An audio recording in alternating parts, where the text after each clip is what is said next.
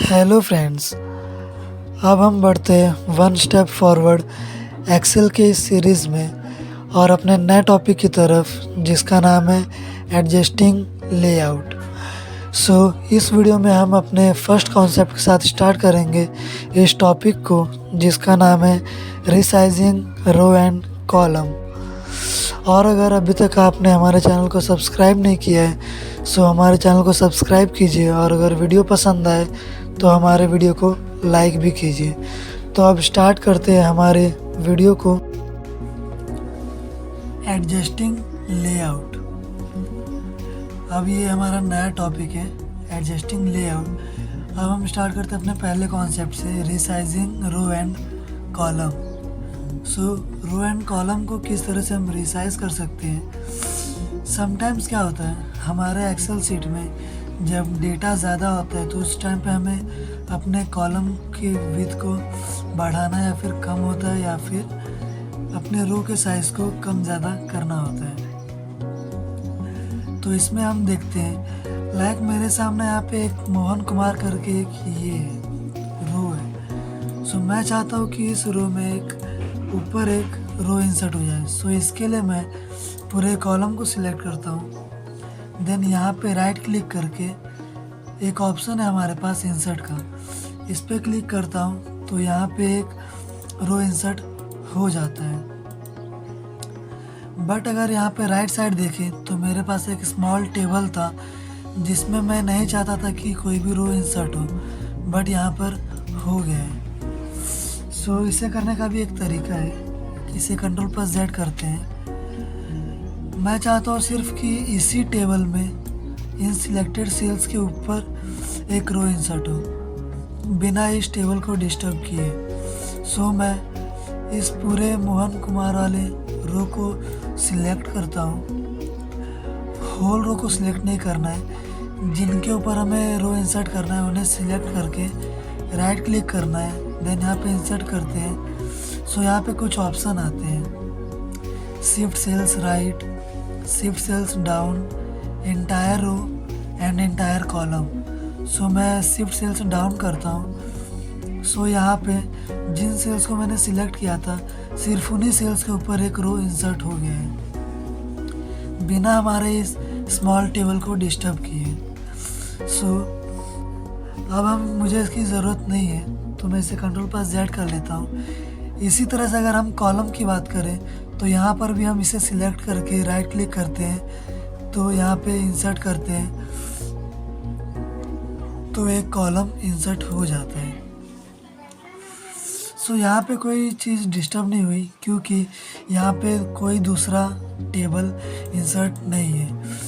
ये क्योंकि इस टेबल में सेम कॉलम में हमने यहाँ पे इंसर्ट किया, यहाँ पे कोई भी टेबल डिस्टर्ब नहीं हुआ। मैं अगेन इसे डिलीट करता हूँ, राइट क्लिक करके डिलीट कर सकता हूँ। यहाँ पे एक और चीज़ है लाइक मैं चाहता हूँ कि ये रवीना वाले रो के पहले एक और टेबल में इंसर्ट करूँ। मैं उन्हें सिलेक्ट करके राइट क्लिक करता हूँ, देन यहाँ से इंसर्ट क्लिक करता हूँ and shift cells down choose करता हूँ। देन यहाँ पे एक रो इंसर्ट हो जाता है। अब यहाँ पे एक एक्सेल की एक बहुत अच्छी फंक्शनैलिटी है, वो ये कि सपोज़ हमारे एक्सेल में कोई भी रो या फिर कॉलम में जो भी फॉर्मूला हमने अप्लाई किया है और उनके बीच हम कोई भी रो इंसर्ट या फिर कॉलम इंसर्ट करते हैं तो वो फॉर्मूला ऑटोमेटिकली उस रो या फिर कॉलम पे अप्लाई हो जाता है। लाइक मैंने यहाँ पे एक रो इंसर्ट किया, यहाँ पे लाइक मैंने कोई सैलरी का कॉलम है तो मैं यहाँ पे सैलरी इंसर्ट करता हूँ 25,000 एंड एंटर प्रेस करता हूँ तो यहाँ पे न्यू सैलरी ऑटोमेटिकली आ जाती है। मीन्स इस कॉलम में जो हमने फॉर्मूला अप्लाई किया था वो फॉर्मूला अब इस रो में भी अप्लाई हो चुका है। दैट मीन्स जब कभी हम अपने कॉलम में या फिर रो में कोई रो इंसर्ट या फिर कॉलम इंसर्ट करते हैं तो उस टाइम जो हमारे टेबल में फॉर्मूला अप्लाई हुआ होता है वो फॉर्मूला अपने आप इस इंसर्टेड रो या फिर कॉलम पे अप्लाई हो जाता है। अब अगर मैं इसे डिलीट करना चाहता हूँ तो Ctrl+Z भी कर सकता हूँ, या फिर इन सेल्स को सिलेक्ट करके राइट क्लिक करके यहाँ से डिलीट भी कर सकता हूँ।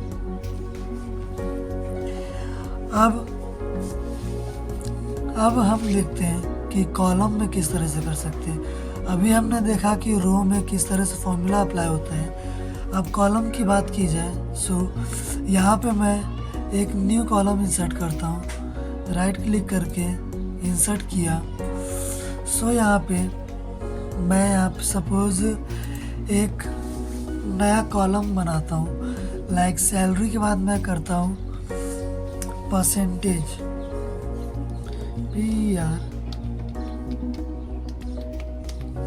परसेंटेज का कॉलम करता हूँ। सो यहाँ पे ये जो मैंने परसेंटेज टाइप किया है, ये ऑटोमेटिकली यहाँ पे जो हमने बोल्ड का फॉर्मूला अप्लाई किया था वो इस सेल पे भी अप्लाई हो गया है। अब अगर मैं यहाँ पे भी कुछ टाइप करूँ, लाइक परसेंटेज है तो 25% मैं यहाँ से एंटर करता हूँ। सो ये अब इसी फॉन्ट में, ये बोल्ड नहीं हुआ और इसी फॉन्ट में अप्लाई हुआ है। सो इसी तरह से हम अपने रो एंड कॉलम को रिसाइज करते हैं, और कुछ चेंजेस करना चाहें तो, और जो भी फॉर्मूला हमारे टेबल में अप्लाइड है और वहाँ पे रो एंड कॉलम इंसर्ट करते हैं तो फॉर्मूला उस रो या फिर कॉलम पे अप्लाई हो जाता है। अब मुझे ये परसेंटेज का कॉलम नहीं चाहिए, सो मैं इसे डिलीट कर सकता हूँ, या फिर अपने कीबोर्ड पे Ctrl+Z क्लिक कर सकता हूँ। तो इस तरह से हम अपने रीसाइजिंग रो एंड कॉलम को यूज़ करते हैं अपने वर्क को इजी बनाने के लिए।